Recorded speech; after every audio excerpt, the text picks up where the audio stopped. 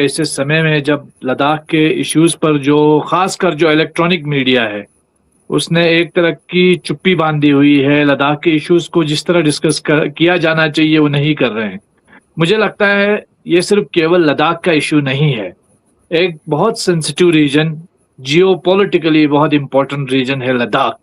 اور ایریا اس کا اتنا بڑا ہے کہ جتنا بڑا پنجاب ہے تقریباً اتنا ہی بڑا لداخ بھی ہے، اور پاپولیشن بہت چھوٹی پاپولیشن ہے، بہت ایک ٹرائبل پاپولیشن یہاں رہتی ہے۔ ہم لوگ لیہ اور کارگل میں جو ایک ہی کلچر، تقریباً ایک ہی زبان، ایک ہی کلچر، ایک ہی ہسٹری ہم رکھتے ہیں۔ ہاں ہمارا تھوڑا ریلیجیس ڈفرینس ہے، کیونکہ آدھی آبادی بدھسٹ ہے، آدھی آبادی مسلمان ہے۔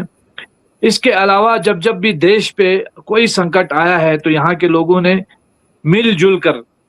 دیش کی ان سرحدوں کا دفاع کرنے میں کوئی کسر نہیں رکھی ہے، بلکہ اپنا خون دے کر، بلیدان دے کر ان سرحدوں کی ہمیشہ حفاظت کی ہے، اور یہ پورا دیش جانتا ہے اور پورا دیش اس بات کو مانتا بھی ہے۔ 5 اگست 2019 کے بعد جب لداخ کو جموں کشمیر سے الگ کیا گیا تو کافی کچھ لوگوں سے کہا گیا کہ ہم آپ کو امپاور کریں گے، ہم آپ کو آئیڈینٹی دیں گے، چھٹے شیڈول کے اندر سنرکشن دیے جانے کی بات کہی گئی، لیکن ہم نے دیکھا ان 6 سالوں میں لداخ نے جتنا عذاب جھیلا ہے مجھے نہیں لگتا ہے پچھلے 60 70 70 75 سالوں میں جھیلا ہے، کیونکہ آج بھی ہم دیکھتے ہیں کہ ایک بھی پبلک سروس کمیشن کی نوکری کسی ایک سنگل لداخی کو نہیں ملی ہے۔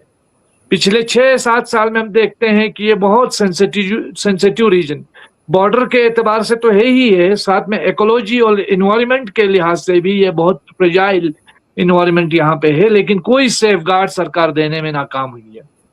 اور تو اور یہاں پہ جو سیف گارڈ تھے، جیسے اعلان 38 تھا جو کاشت کے لیے زمینیں دینے کا پروویژن تھا، وہ بھی تقریباً اس کو بھی ختم کرنے کی کوشش کی جا رہی ہے۔ ساتھ ہی ساتھ ہم دیکھتے ہیں کہ جمع بندی بالکل بری طریقے سے بند ہے، اور لینڈ ڈیجیٹائزیشن کا ایک پروسیس لوگوں کو کنسنٹ میں لیے بغیر، اعتماد میں لیے بغیر ہو رہا ہے۔